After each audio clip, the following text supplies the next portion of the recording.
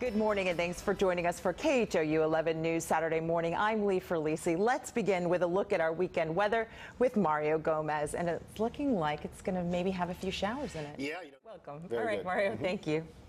Well, new this morning, firefighters say an AC unit sparked a 2-alarm fire and destroyed an elderly woman's home on Lawndale at Collier. That's in southeast Houston. It started around 1 this morning. The woman says she was sleeping and she felt some heat from the flames. Fortunately, she made it out safely. But after living there for 51 years, she has lost everything and has to find a new home.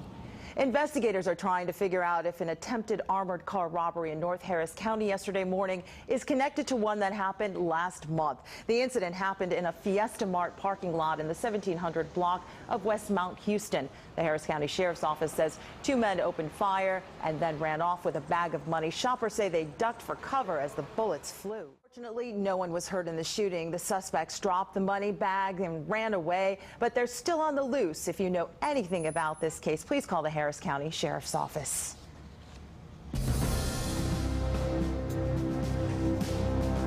The astronauts on the final shuttle flight have a full day of work ahead of them.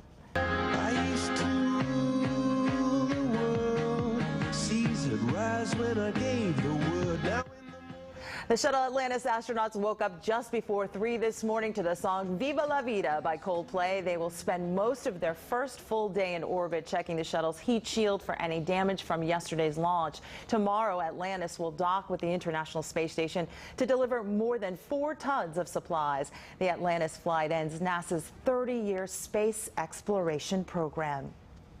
Now that America's space shuttle program is coming to a close, what's in store for the future of the space program itself? It's an important question and one we've been pondering, especially since the space program is what made Houston Space City. KHOU 11 News reporter Doug Miller takes a look back.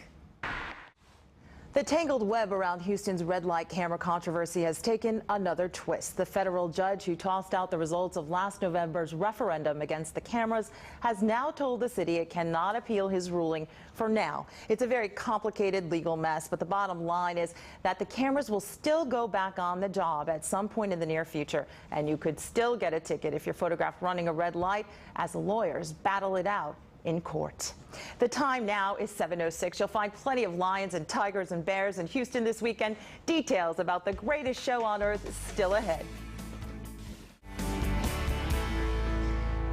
You're taking a live look at the Houston skyline. Looks like a beautiful morning, but what is our weekend going to look like? Mario Gomez has the answers about that. Yeah, the summer. But for today, take an umbrella with you just in case, right? One of those pop-up showers that probably is going to go in and leave almost as quickly as it's got started. So maybe you can just get drenched and run for it. Yes. Okay, thanks, Mario. Right. And this weekend, there's a road closure we want to tell you about. Catherine Whaley is helping you beat the traffic. A well-known pop star will be in Houston to put on a show tonight.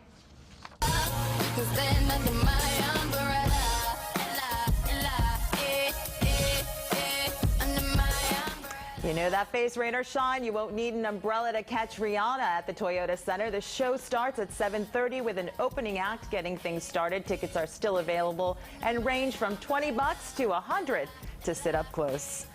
Paul Rodriguez is in town. The legendary Latin comedian is at the Houston Improv all weekend. Tickets are still available and are just $30 after the service charge. And they're a favorite of the kids, and today they can check them out in person. We're talking about the Wiggles. The group is performing at the Verizon Wireless Theater. Showtimes are at 12:30 p.m. and 4 p.m. And if your kids love them, the tickets are still available. It's going to be a real circus in Houston this weekend. You and your family can check out the greatest show on earth, the Ringling Brothers and Barnum and Bailey Circus. KHOU 11 News anchor Sherry Williams went to Reliance Stadium to get a preview. Looks like fun. As Sherry mentioned, the circus will be in town until July 24th. Tickets start at $16. Head to KHOU.com for more information. Also this weekend, the Montgomery County Animal Shelter is hosting a special pet adoption event. They're calling it Hot Dogs and Cool Cats. The event is being held today and tomorrow from 11 until 4 at the Montgomery County Animal Shelter in Conroe. People looking for pets will be able to name their price. Last year, the event saved more than 100 lives. The adoption party will include a moonwalk and face painting for kids and goodie bags for the pets. We love to spoil our pets, and sometimes those expenses can really add up. But there are ways to save without leaving your pet feeling less pampered. Consumer Reports magazine says comparison shop on food and buy it in bulk. Another way to save is to shop around for a veterinarian and get prices on procedures before an emergency strikes. Preventative care can also help you save money later on. If your pet needs medicine, consider options other than buying it from the vet's office where there may be a markup. If it's a medicine also prescribed to humans, you can probably fill it at a chain drugstore or supermarket pharmacy. It was teased only as awesome, and after much speculation, Facebook on Wednesday unveiled a new video chat feature. Corinne Kaifa takes a closer look at the new feature, the partnership between two big tech tools, and the timing of the announcement. Is 7:19. William and Kate are waking up this morning in the U.S. We'll tell you about the busy schedule for the royal couple as they make their whirlwind tour through Southern California. Plus, remembering Betty Ford, a look back at the life of the former First Lady.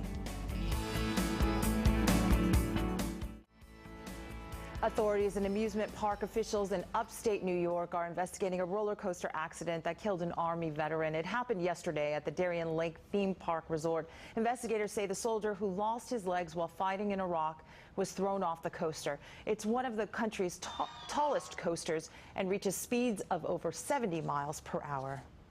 Americans are mourning the loss of former First Lady Betty Ford. Ford died yesterday in Palm Springs at the age of 93. She served as First Lady just 30 months, but she was known for her courage in fighting breast cancer and addictions to pills and alcohol. She won those battles and went on to found the most well-known drug treatment center in the nation that bears her name now. People in the area near the clinic are sharing their feelings of loss.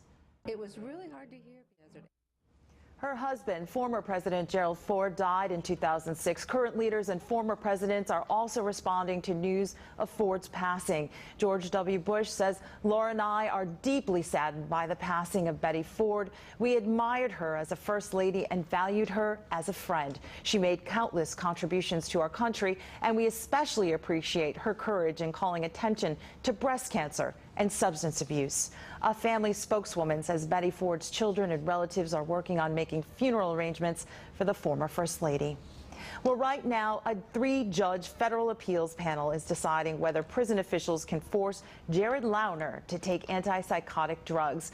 Those same judges ordered the medication stopped last week after an emergency appeal by Launer's lawyers. He is being held in a federal mental hospital after the shooting rampage in Tucson that left 6 people dead and 13 others wounded, including Congresswoman Gabrielle Giffords. And the hospital medical staff started forcing him to take the medicines after they deemed him to be a danger to himself and others. No word yet on when a ruling will be issued. News of Launer's appeal comes 6 months after the shooting rampage. We talked to Congresswoman Giffords' husband, astronaut Mark Kelly. He reflected on what everyone involved has gone through since the shooting. Giffords was released from inpatient rehabilitation at TIER in the medical center last month and is continuing her therapy as an outpatient.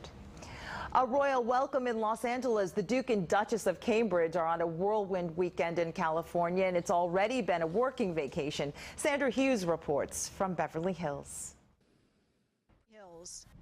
The time is 7:27. For thousands of NASA workers, it was the job of a lifetime. But soon, with the end of the shuttle program, those jobs will be history. Ahead, a look at what lies ahead for the engineers and other highly trained technicians and Clear Lake area personnel there who worked for NASA. And a woman led police on a high-speed chase down 290. Why investigators think she was trying to get away.